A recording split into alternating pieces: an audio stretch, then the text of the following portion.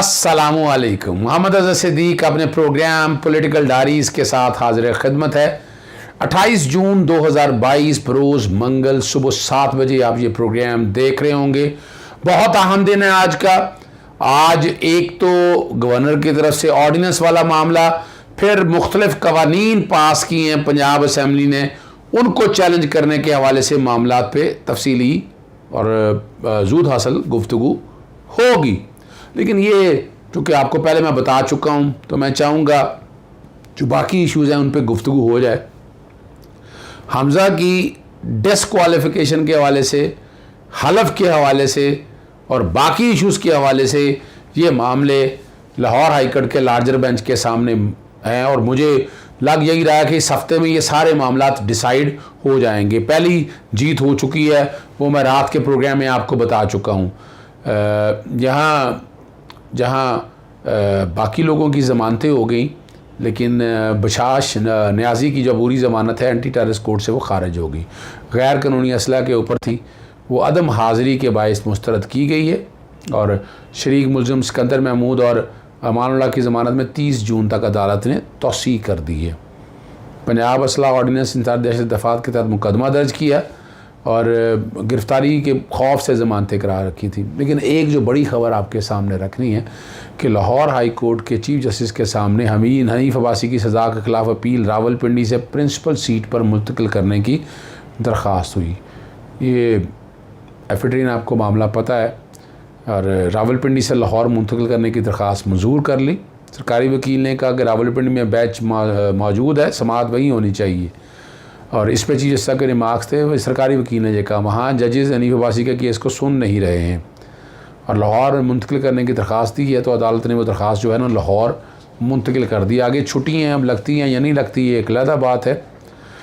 एक और बड़ा अहम इशू है, जो चेयरमैन पाकिस्तान तहरीक इंसाफ इमरान खान की बरियत की हमायत के इल्ज़ाम में बरतरफ 2 प्रोसिक्यूटर की दरख्वास्त पर नोटिस जारी हो गए। जस्टिस मोहसिन अख्तर ने हक़ानी ने महफूज फ़ैसला जो है वो सुना दिया और काबिल समाअत होने पर फ़ैसला किया है।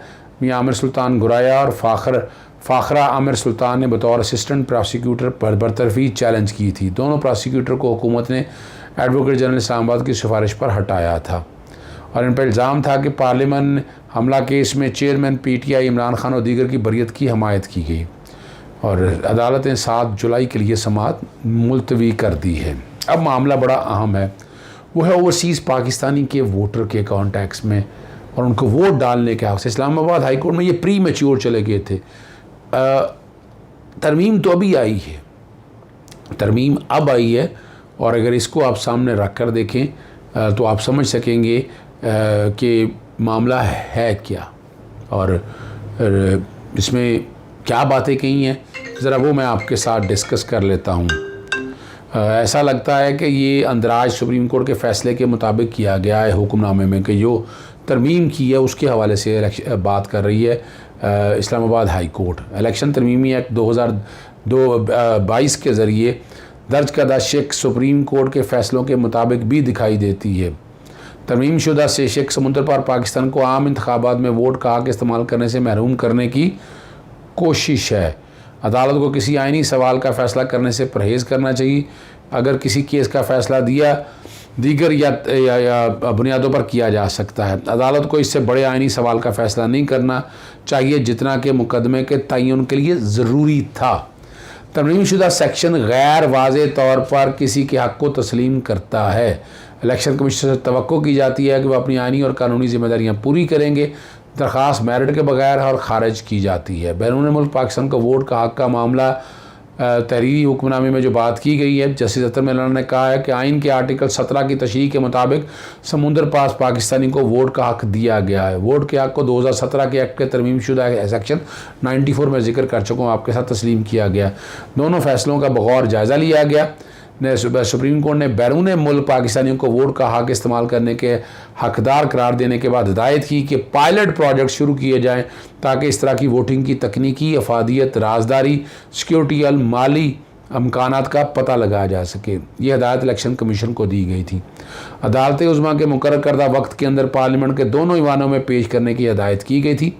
मनसूख शुदा शेख जैसा कि इलेक्शन तरमीमी एक्ट 2021 के ज़रिए 2017 के एक्ट के सेक्शन 94 में दाखिल किया गया। ये जाहिर करता है कि नादरा या किसी और अथॉरिटी की मदद ली जाएगी ताकि समंदर में पाकिस्तानियों को इससे काबिल बनाया जा सके। राजदारी और हिफाजत के साथ मशरूत तरीके से वोटिंग है। ये supreme court Islamabad high court का फ़ैसला है और मैं बैकग्राउंड पे ये चल रहा होगा ताकि आप वहाँ से समझ सकें। लोगों ने देखना होता है, इसलिए मैं कोशिश करता हूँ कि साथ साथ ये मामला चले जाए। फ्रेयर हाल जो है तामीराती काम के ख़िलाफ़ तौहीन अदालत की दरख्वास्त हुई। डिप्टी ये सिंध हाई कोर्ट की बात कर रहा हूँ। डिप्टी एंटी एक्रोचमेंट DG पार्क और दीगर हकाम जो है ना वो अदालत पेश हो गए। गैर मशरूत माफ़ी मांग ली है। हम अदालतों के अहकाम पर मनो अमन अमल करते रहेंगे। अदालतों के हुक्म पर पूरे मुल्क में सबसे ज़्यादा सरकारी जारी मैंने वागुजार गई है DG एंटी एनक्रोचमेंट कहते हैं। मुझे ईरान, अफ़गानिस्तान और साउथ अफ्रीका से मौत की धमकियाँ मिलती रहीं। मैंने भी मुद्दा कभी अदालत से इनकार नहीं किया। अगर यही कारकर्दगी रही तो फिर आपकी मुलाजमत 20 साल पहले ही ख़त्म हो जानी चाहिए थी। आप इंक्वायरी कमेटी के सामने पेश हो जाएं, क्या मसला है। अदालत से सदा के DG एनक्रोचमेंट का मुअत्तल ना करें। ये वकील PMC के हैं और 2 रुकनी बेंच ने 22 जून को समाअत की थी।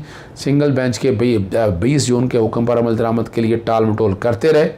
अपील वापस लें, फिर देखते हैं क्या करना है। अदालत के रिमार्क्स तमाम तारीखी इमारतों से मुतल्लिक़ इंक्वायरी कमेटी तश्कील है और वो सारे मामले को दे रही है। 29 जून तक समाअत मुलतवी कर दी है। सिंगल जज के फैसले के खिलाफ ये इंट्रा कोर्ट अपील में आए हैं। बलूचिस्तान हाई कोर्ट ने बहुत अहम है, ये आप तक चीज़ें सारी बताना ज़रूरी है। बल्दियाती इंतखाब का शेड्यूल जो है ना मुअत्तल करने का हुक्म दे दिया।